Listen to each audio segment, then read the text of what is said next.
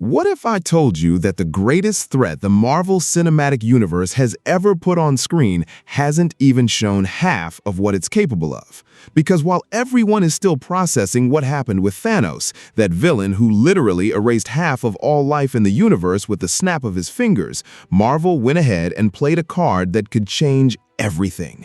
His name is Victor Von Doom, and anyone who thinks this comparison is simple has never stopped to understand what this character truly represents in the comics. So today we're settling this once and for all. Dr. Doom versus Thanos. Who is the most powerful villain in the MCU? But before anything else, close your eyes for a second. Think about that scene. Thanos sitting in that flower field after the snap, satisfied, serene, as if the universe had finally found its order. Now imagine a villain who wouldn't need a single Infinity Stone to get there, who would build that order with his own hands and still convince you he was right.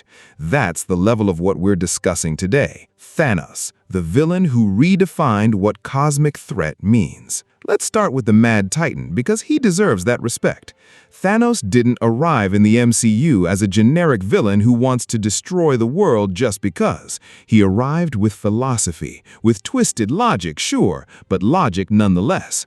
The idea that the universe's resources are finite, that life multiplies faster than nature can sustain, and that the most merciful solution would be to randomly eliminate half of everything. It's disturbing precisely because there's a real thought structure behind it. And the MCU knew how to build that carefully. In Avengers Infinity War, we didn't see a monster. We saw a father, a weary conqueror, someone who believed with every fiber of his being that he was saving the universe from itself. From a raw power standpoint, Thanos is terrifying, even without the stones. The guy handed the Hulk a devastating beating right at the start of the film, effortlessly, almost boredly. He has absurd superhuman strength, extreme durability, the tactical intelligence of a general who has conquered dozens of worlds, and a capacity for planning that took decades to execute.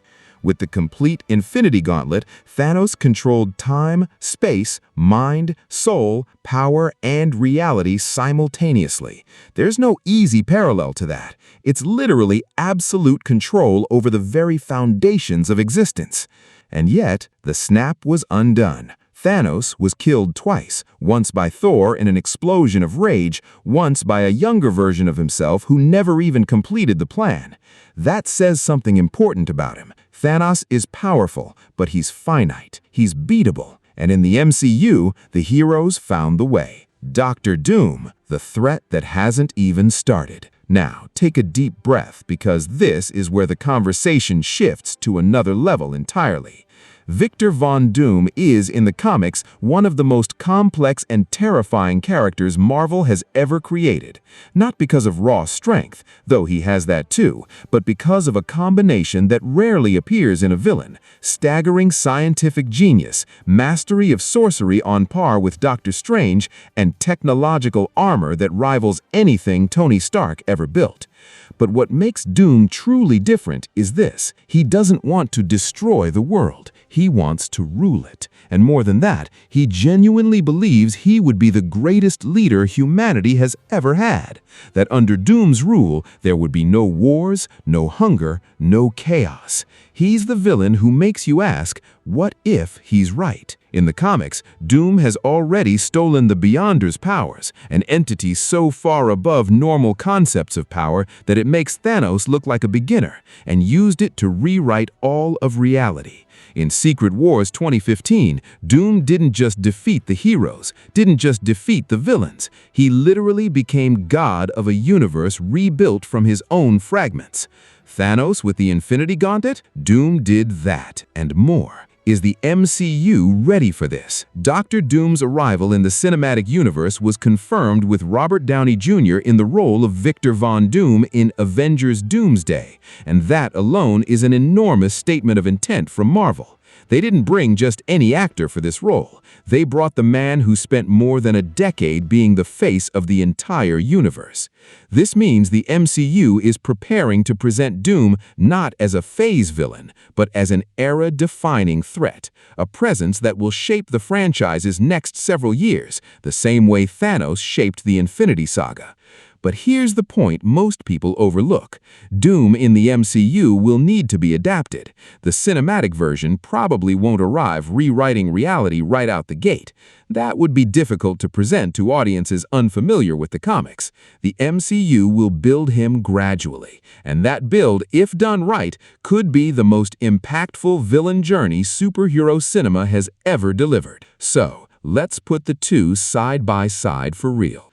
In terms of raw power and impact already demonstrated in the MCU, Thanos wins. What he did in Infinity War is one of the most impactful moments in the history of superhero cinema, erasing half the universe, literally, and doing it with conviction, with philosophy, with tragic dignity. But in terms of potential, character depth, and long-term threat, Doom has everything it takes to surpass him. Thanos had a specific objective. He achieved that objective. He was defeated. His story has a beginning, a middle, and an end. Doom doesn't have an objective that ends. Doom wants permanent control. He wants to be the arbiter of reality. And unlike Thanos, who was willing to die for his plan, Doom has enough ego to survive, adapt, and try again.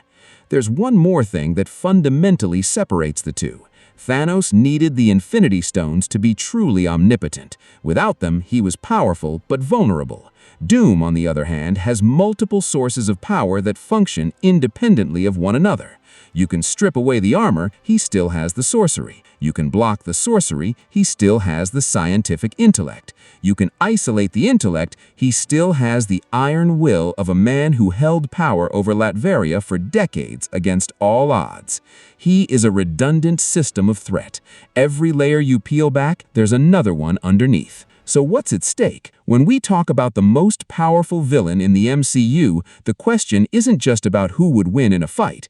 It's about who leaves a deeper mark on the universe and on the audience.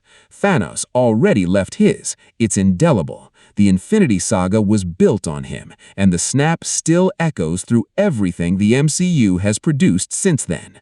Doom has the opportunity to do something different. Not just destroy, but rebuild. Not just threaten, but question. Make the heroes and the audience wonder whether he really is the villain of the story, or simply the man who does what no hero has the courage to do. And if the MCU gets the execution right, the Multiverse Saga could end with something Infinity War never managed. A villain who, even in defeat, leaves you wondering if stopping him was really the right call. So, here's the question that lingers. What if Dr. Doom wins and the universe is better for it?